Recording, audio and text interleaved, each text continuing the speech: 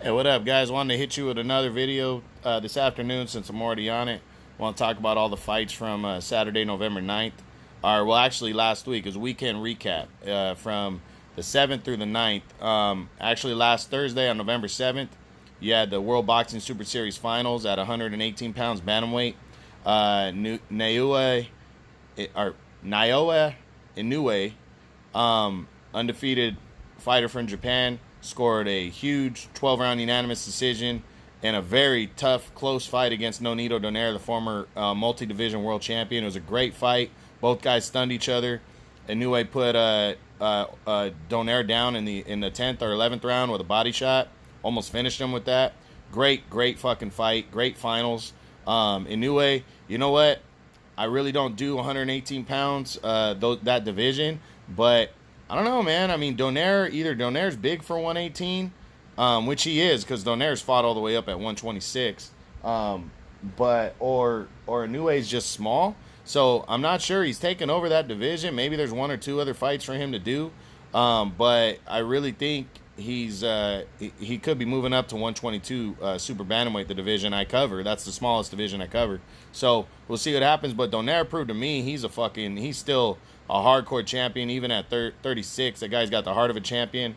If he goes in there at 122, I think if he moves back up to 122 with his size and his power and his left hook and fights the way he fought in this tournament, man, I think he could compete with anybody. I really like Donaire. I thought he did great. All considering, he had a couple things go his way, but he faced off against the monster, the guy who I don't think anybody made it. The two fights prior to Donaire, Inoue blew those guys out in the first and second round. Donaire went the full distance and was still coming. So, ups to Nonito Donaire, great performance, but really big ups to Inoue. He's the monster. He's undefeated, unified world champion now. He holds the WBA and IBF belts at 118. I hope next year we see this guy move into the 122-pound super bantamweight division so I can cover him, because he is legit World Boxing Super Series champion.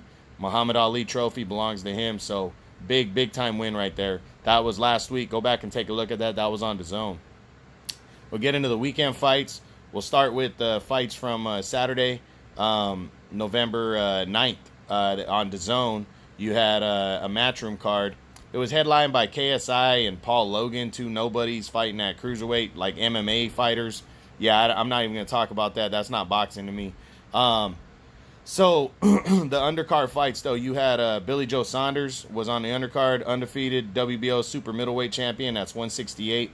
He's ranked number 4 in that division for me. He took on Marcos Ciceros or something like that. It was a good fight, actually. Cicero's was really bringing it against Billy Joe, but Billy Joe just outworked him. But Billy Joe didn't look like he was in his best shape either. I went back and watched a lot of highlights from that fight. He ended up getting an 11th round TKO win, staying world champion.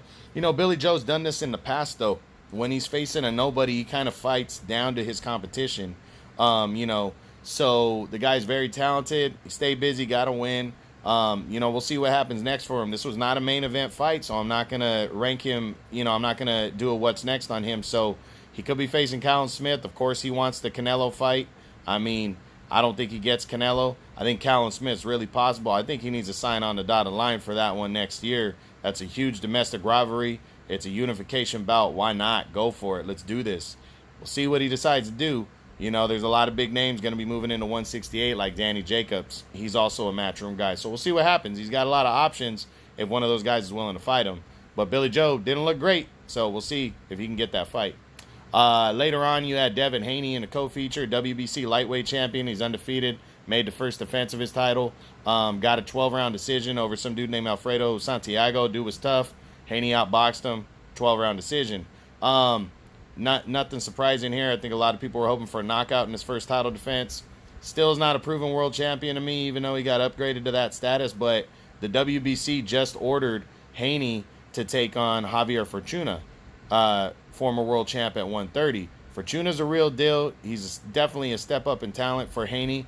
I think it's a fight he needs to go after, and Fortuna needs to accept the fight as well. And I think he will. I think this fight's going to happen. So, I really hope it happens. Fortuna just fought when he dominated Jesus Cuellar, and I guess they gave out the wrong information. Originally, they said Fortuna was moving down to 130 to face Quasar and Eliminator. They ended up fighting at lightweight, and it was an Eliminator in the WBC, which I'm shocked because Quasar hasn't done shit.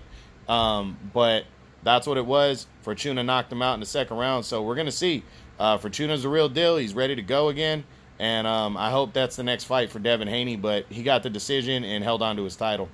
Now, the card that I was actually there at Chukchansi Park in Fresno on ESPN. You had a doubleheader.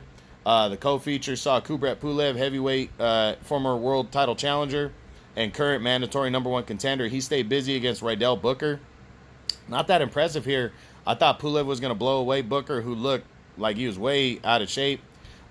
He just beat him up and got a 10-round decision. It was nothing impressive. He stays the mandatory. He says he's going to fight for a world title next. I honestly think he's going to get the winner of Andy Ruiz and Anthony Joshua next. So we'll see, unless they decide to vacate that belt, the IBF belt, the winner of that fight. So could be seen. We're probably going to see Pulev sooner rather than later, but not too impressive in that stay busy fight.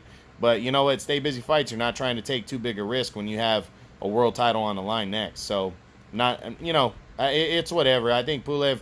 I don't think Pulev stands a chance against Anthony Joshua, who I think is going to be the heavyweight champ again. But you know, you never know. We'll see what happens.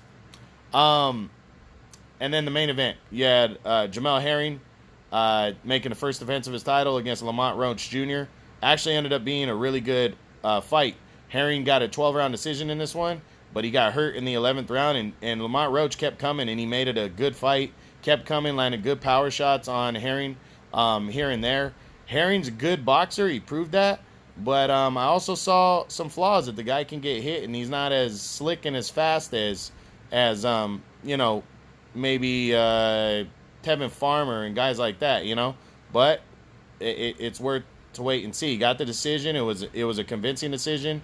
He's still a world champion. Impressive. We'll see what he does next. It was a good performance. We'll see if he can bring it in his next fight and prove that he's the top dog. That he wants to be the top dog. He's definitely going to move up a couple spots with this win over Junior. And Junior might move in. Lamont Roach might move into the top 10 with this performance. He put up that good of a fight. So we'll see. But impressive win for Jamel Herring. I'll do a what's next on him come Sunday.